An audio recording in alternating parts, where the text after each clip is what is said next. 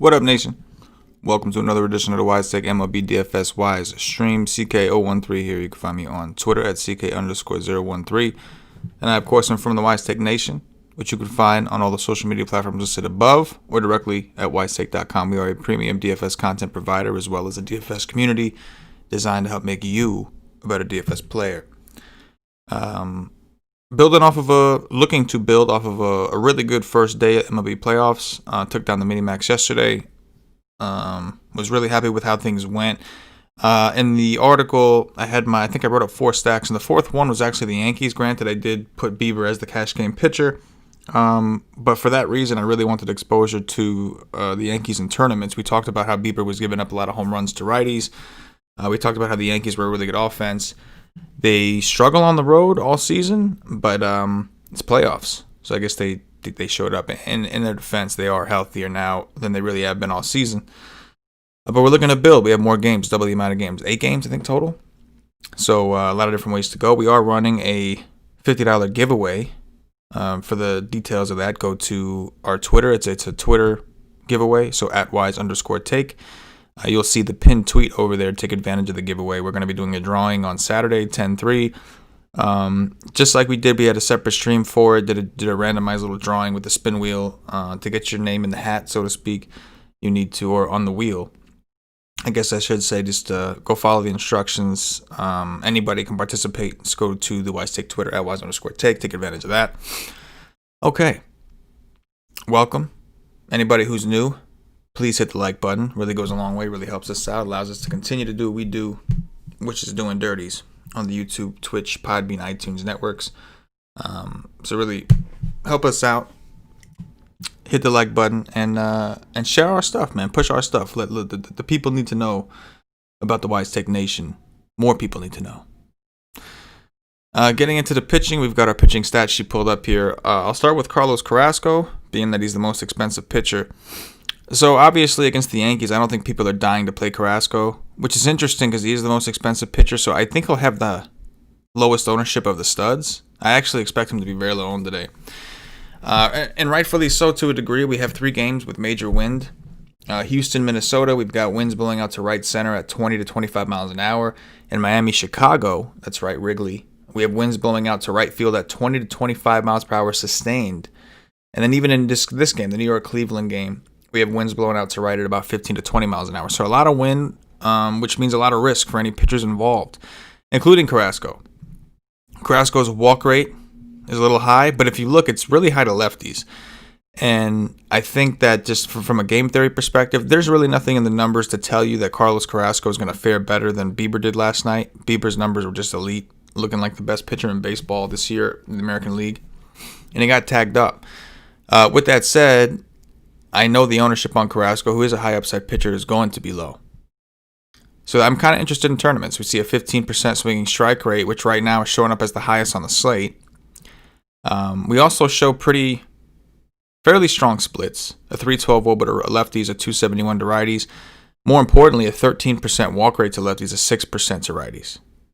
So that's a pretty big deal. You look at the strikeout to walk ratio versus lefties 2.16 to righties 5.13. Looking at the Yankees' projected lineup, obviously we don't have their full lineup yet because they are one of the later games. But at their projected lineup, we've got Hicks and Gardner as the potential lefties.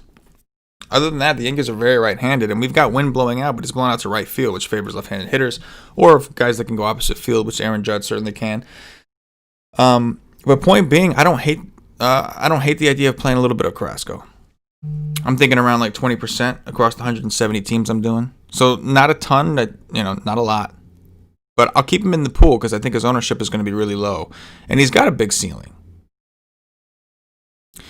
But, again, it's the Yankees. It's not with wind blowing out, so it's not, not exactly a lock button situation. But I will have some in tournaments. Trevor Bauer, I think, is the one that people may view the stud that I expect to be the most popular, I guess. 9K on DraftKings. You could see how many innings a game he's averaging. 6.6, just phenomenal. 2.88 xFIP, which I believe is the best on the slate. I'm sorry, that was a 2.88 FIP. He's got a 3.25 xFIP, which is not the best on the slate, but still really good. 0.79 whip. That, I believe, is the best on the slate. 36% K rate, second best on the slate. Really good numbers all around. The Braves were striking out a lot against righties to start the season. They've really slowed that down. In fact, I think they were somewhere around 12th, 13th, maybe even 14th. They've fallen, or 17th, I'm sorry, in strikeouts to righties at 23.6%. I think Bauer's fine. I think what I like about Bauer is the Reds know they trust him to throw a ton of pitches. So the Braves finished the season one of the strongest offense in the league, and that's certainly scary, but I did like the fact that I do like the fact that Cincinnati is inclined to let Bauer throw. So I have interest there. The Braves also a fairly right-handed heavy team. They're projected to have 3 lefties in their lineup, and you can see Bauer has also had pretty strong splits to righties. A 192 WOBA to righties compared to a 258 to lefties. He's been good either way. So I do like Bauer. I'll have some exposure. I also think the Braves are interesting. If they are able to get to Bauer and force Bauer out of the game, the Braves are one of the top offenses in the league. But I lean more towards the Bauer side. I'm thinking somewhere around 30% for Bauer. And it would be higher if I didn't like a couple other pitchers more, who we'll talk about in a minute. Walker Buehler's in a really good spot against the Brewers. Brewers finished second in strikeouts to righties. Massive upside. The problem with Buehler is he hasn't really thrown. He had a blister injury, and then since then he hasn't thrown more than 65, 70 pitches in a game. So that has me a little concerned when you're paying these prices. The Dodgers already have a knack for not letting their guys go deep. They trust their bullpen. So I think Buehler's fine, and I think Buehler's safe. I don't think Milwaukee's going to tag him up by any means. He looked good most recently. I'm just worried about the pitch count. What am I paying for? With that said, I'll have a very, very minor ownership in tournaments. I'd rather go a couple other places. But I'll have a little bit just in the off chance, because even after the blister, he was throwing 90 pitches in simulated games. So there is an off chance that they kind of just let him loose now that we're in the postseason. So I'll have some exposure at 8-8 on DraftKings. Not terribly interested at 10K on FanDuel. But I'll have a little bit. If we knew he was healthy, he'd be one of the best options on the slate point per dollar. We just don't know. Not even that he's healthy. I think he's healthy, just we're not knowing what they're going to do with him. Paddock, I'm not that interested in. He's just around too many guys, I think, that are good, that I like a little bit better. The Cardinals were not very good offensively, but they didn't strike out a ton either all the time. So that's a little worrisome. Paddock was really inconsistent. Now, his 4.73 ERA looks like an outlier, right? A 3.77 xFIP, certainly a lot better. But the strikeout rate wasn't as high as we would have seen. The swinging strike rate wasn't terrible, but it wasn't great. And on top of that, if you look at the splits between lefties and righties for him, there was a significant difference in strikeouts. And we should see a lot of lefties in this lineup. The projected Cardinals lineup only has 3 righties. So I think that could give Paddock some trouble. San Diego's bullpen did kind of fix it up and get a little better towards the back end of the season. So I just don't know what the ceiling is here for Paddock. A little worried. I'm okay with getting some exposure. I don't think I get any. But I'm okay with it. Glasnow is one of my favorite pitchers in the slate. That game in general, we'll talk about Ryu too, but Glasnow is one of the top pitchers on the slate, I think. On FanDuel at 10-4, I know he's expensive, but I'd rather find a way to get to him at 10-4 than settle for Buehler at 10. I think that on DraftKings, you're getting a fucking deal. $8,400 for this guy at home in a phenomenal pitching park. A 2.75 xFIP, which is the second lowest on the slate. Really the lowest if you want to take out Suter, because he's only an opener, really. He's a reliever. 38.2% K rate is the highest on the slate. 14% swinging strike rate. He's striking out lefties and righties, both. His walk rate's been a little higher to righties, which is kind of weird for a righty. But still, overall, the numbers look great. A little reverse splitsy, I guess, right? 312. We talked about the walk rate, also a 312 WOBA versus a 265 to lefties. But Glasnow strikeout stuff is just elite. I think he's got nasty stuff. Now, he doesn't have the consistency or the durability, I guess, as some of the other studs we've seen. But I really like this spot for Glasnow. I like it a lot. The Blue Jays they rank like 23rd in strikeouts to righties. But as we saw yesterday when they played Snell, they will strike out against good pitching. So, curious. I do think Glasnow is going to be popular on DraftKings, and that is certainly not fun. So maybe if you're going heavy in tournaments, you have a hedge stack of Toronto or a couple players from Toronto. But I mean, it's hard not to like Glasnow in the situation. Very hard. Suter just kind of opening, not really interested there. I think he's phenomenal, but he's a reliever. He's not going to pitch long. Freddie Peralta is actually coming in after, so I guess I should talk about this situation. I do like the Dodgers offense, more so against the Freddie Peralta thing. Peralta's throwing like over 80% fastballs to lefties. He just doesn't have anything for him. He's working in his curveball. We know he's a two-pitch guy. He's working in that curveball to righties. And the Dodgers profile well all the way around. So I do like the Dodgers, one of the best offenses. Actually, the best offense in baseball and overall WSC+. So I'll have some exposure to them for sure. In stacks and also as one-offs. Not really interested in Jose Barrios. Not really interested in Houston either. That side of the game. Now, we have wind in this game, so if you want to look at the Houston lefties, there's wind blowing out to right field also. Kyle Tucker, certainly interesting. Brantley, certainly interesting. Barrios was not as good this year as we've seen him in years past. You can see a 4.28 xFIP, a 1.32 whip. The strikeout rate wasn't terrible at 25%. Swinging strike rate, not bad at 11.6, but a 14.4% walk rate to lefties, I think kind of led to his demise. Granted, he's going to see a pretty good amount of righties. I think the Astros only have about 3 lefties in their projected lineup, or actually their lineup's actually out, so we can look at it. Yeah, they got 3 lefties, Brantley, Kyle Tucker, and Reddick. So I'm okay with Barrios. I guess at 8,200, maybe I should be a little more interested, but I think the issue is that I really like someone else who's really close in price, who we're going to talk about in a second. And Houston just doesn't strike out a lot. We knew that was the issue with Maeda. Maeda had a good game. He had to work hard just to get 18 DraftKings points because Houston is so hard to strike out.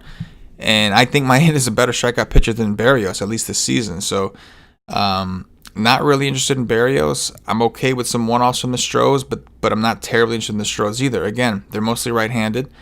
And the Twins' bullpen's really good this year. The Twins' bullpen has been really good this year. They did blow the lead last night, but it's not like Houston was a slate breaker or anything. Hyunjin Ryu, probably my favorite pitcher on this slate. He's got a 3.32 xFIP, and keep in mind that he had to deal with pitching his home park at Buffalo, which has been extremely hitter-friendly. So I think 8,100 on DraftKings, 83 on FanDuel is more than fair. 3.32 xFIP looks great. 26% K rate, 11.6% swinging strike rate. You can see the numbers similar to Barrios until we get to the walk rate. And that's where you can see Ryu 6.2% walk rate overall. Wobas look good. 249 Woba to lefties, 286 to righties. 24.3% hard contact rate and a 51% ground ball rate. Kind of a big deal.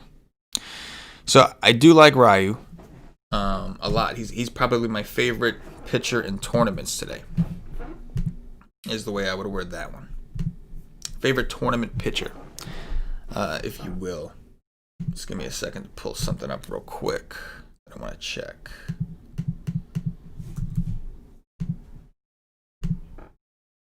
Okay.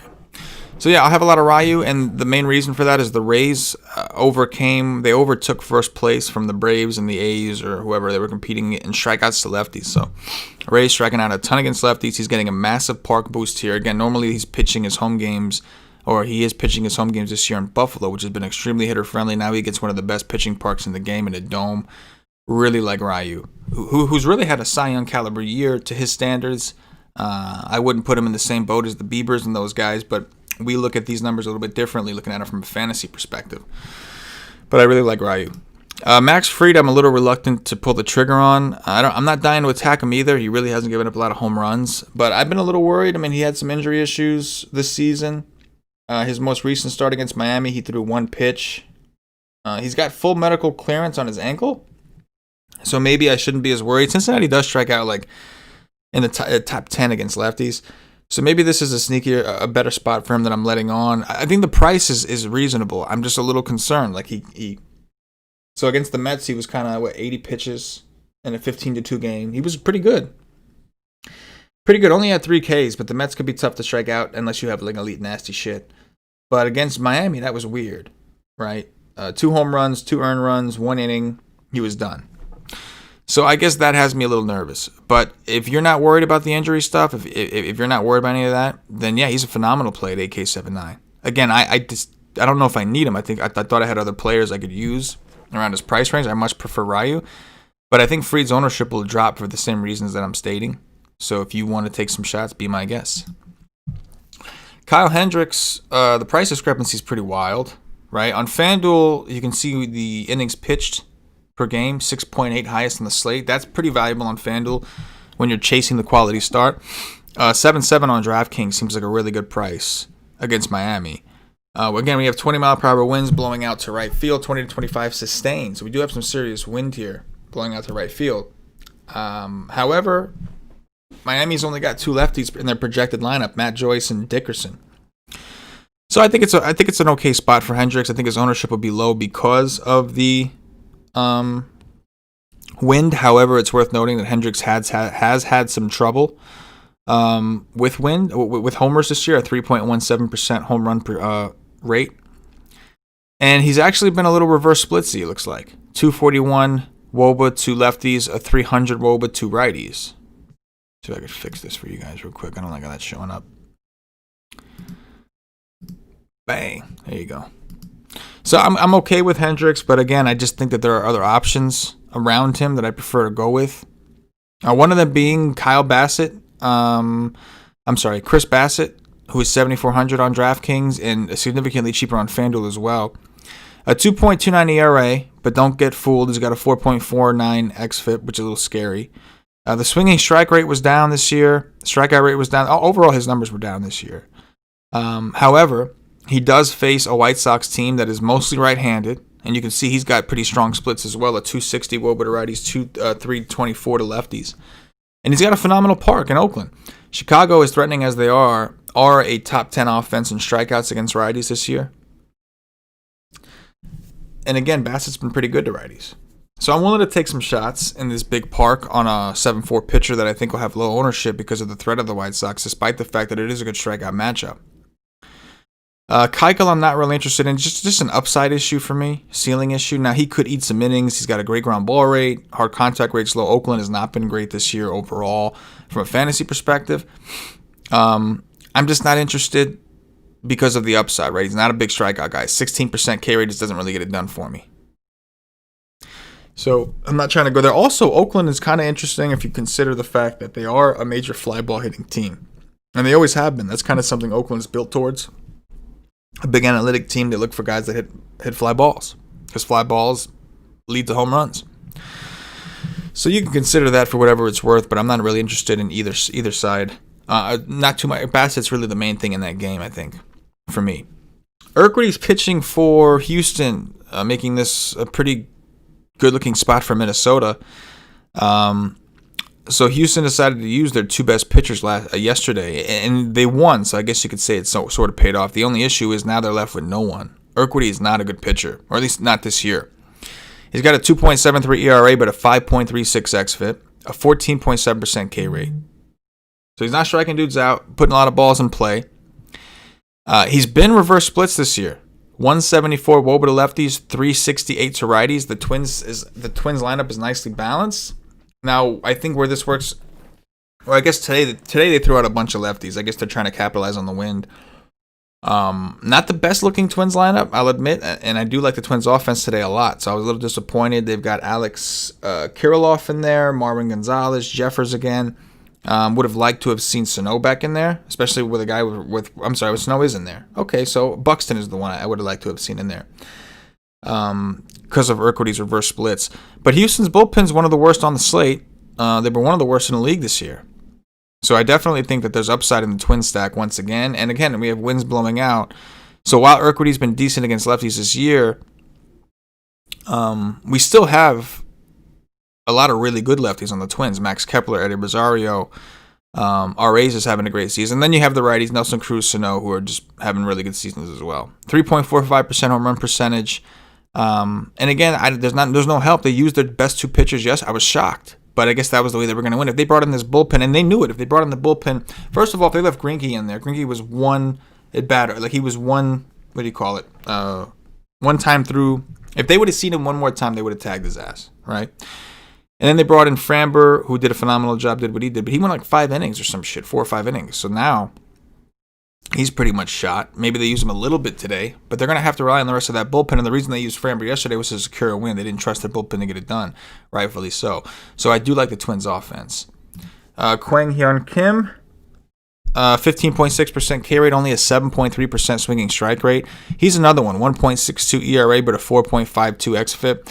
In the playoffs, I'm not buying this. I think San Diego beats him up a little bit. I do like the San Diego offense as well. They're going to put the ball in play. And again, Kim's been pretty solid from an outcome perspective, 50% ground ball rate. But I see nothing in his numbers that tell me that this is like fully sustainable. I don't think he's a terrible pitcher. I think he's decent at pitching to contact. That's why he's here. It's not like the Cardinals didn't know he wasn't a big strikeout guy. But the Padres are a really potent offense, man.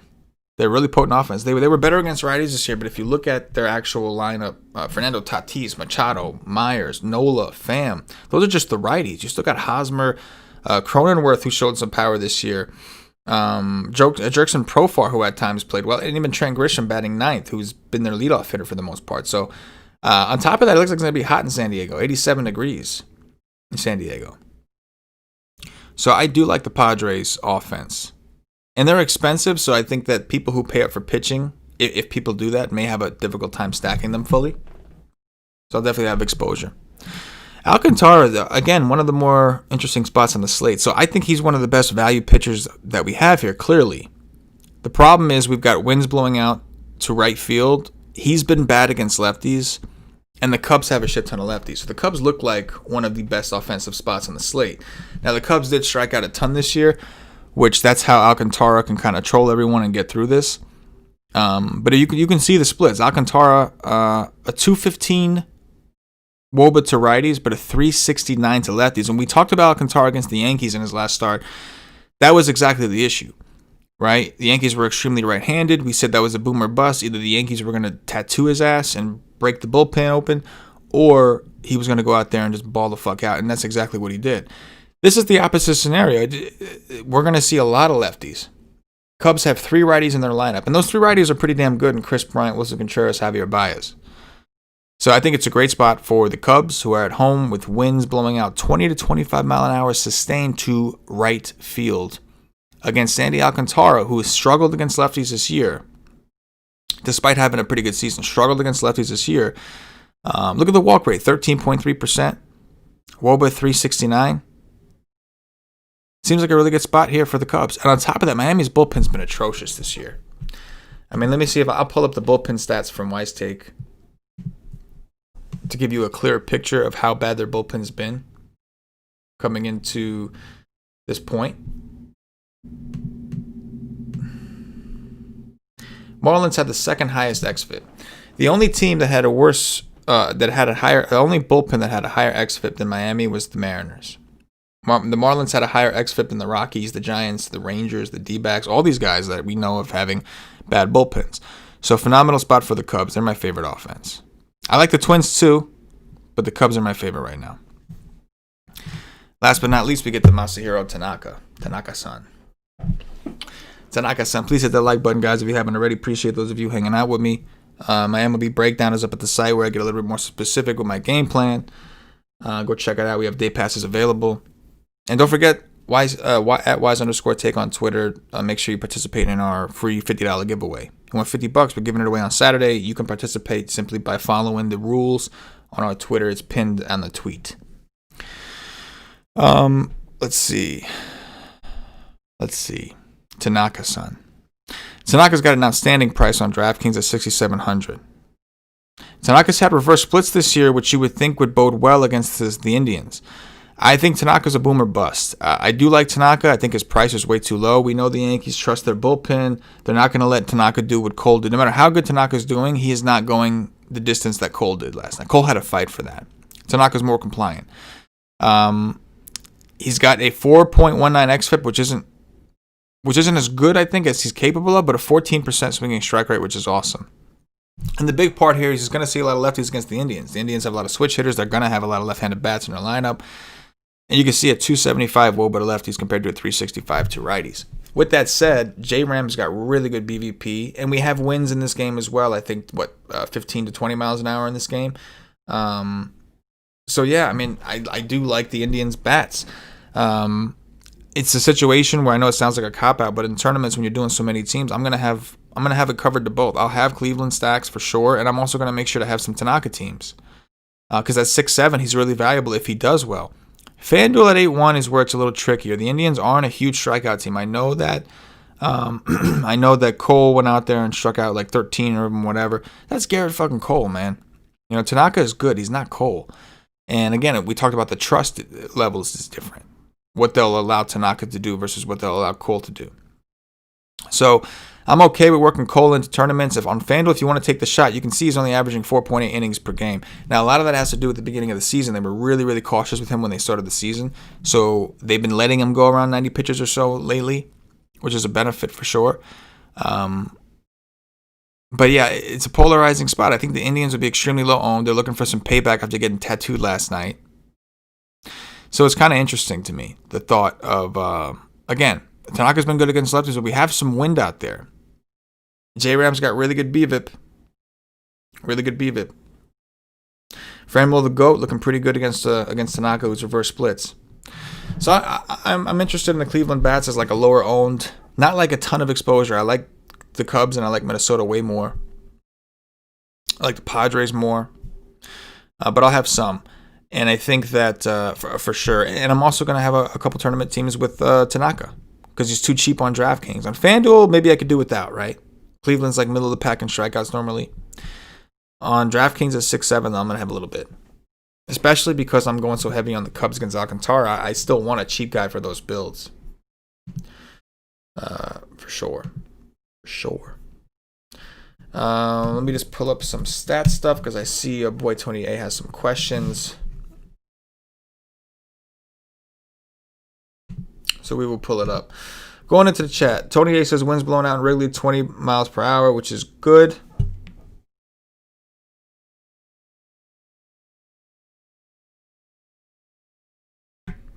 Excuse me, I had to sneeze. Muted the mic though. So interesting development here for Tony. Tony A says winds blowing out to Wrigley 20 miles an hour, which is good, but it's not hot. Plus wind shift mid game, according to Roth. So that is interesting.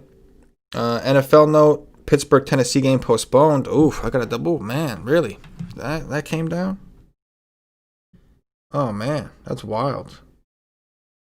We'll certainly confirm that. I haven't heard it yet, but Tony A's been on it with the news, man. He's been on it, dude. He's been on it.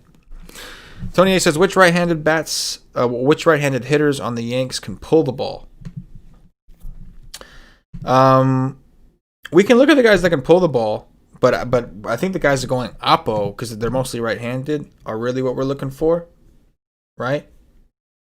Oh, shit. Pressing all kinds of shit here. See if we can find some data on these guys here. I mean, shit, they all hit the ball hard, that's for sure. I thought I'd have the data here. I don't have the data on me. I thought I had it pulled up here.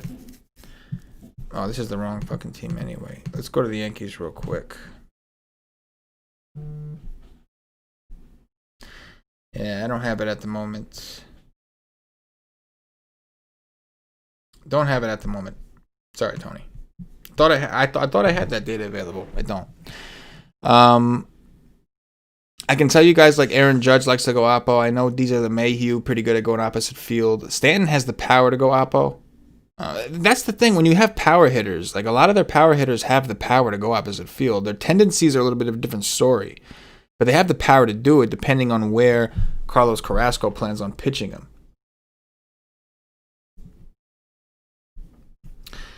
But, boom. Miami Mike 305 confirmed. Yeah, I know for a fact Judge can go up. I've seen him do it several times. And LeMahieu is just a professional hitter. So no doubt. But that's gonna do it, Nation. We're gonna look to build. Like I said yesterday, took down the mini max. Was a good day. Looking to do the same today. Maybe a little more. Maybe a little more dirties. See what we could do. Appreciate all you guys hanging out with me, grinding out these playoffs. I'll be back at it tomorrow. We're gonna as long as the playoff slates are 4 games or more. I'm gonna try my best to do them during the week, Monday through Friday. We're not gonna do them on weekends. But we're going to try to do them, and barring some personal shit I got coming up. I do have a pregnant wife, so barring any shit I have to take care of during the day, we'll try to get it done. Either way, we will provide content, projections, as well as cheat sheets over at wisestake.com, as we always do, stack rankings. The article I'll continue to write, except for Sundays. Sundays we don't do the articles, but I will continue to write the articles every other day to make sure that we have our MLB content. So I appreciate you guys hanging out. Don't forget to take advantage of the giveaway we're doing on Twitter. Make sure you get over there at @wise_take. Check us out at wisestake.com. Hit me up on Twitter at CK_013. Love to hear from you guys. Love hanging out with y'all, talking to y'all. And that's going to do it for myself, the entire Wise Take Nation. As always, good luck.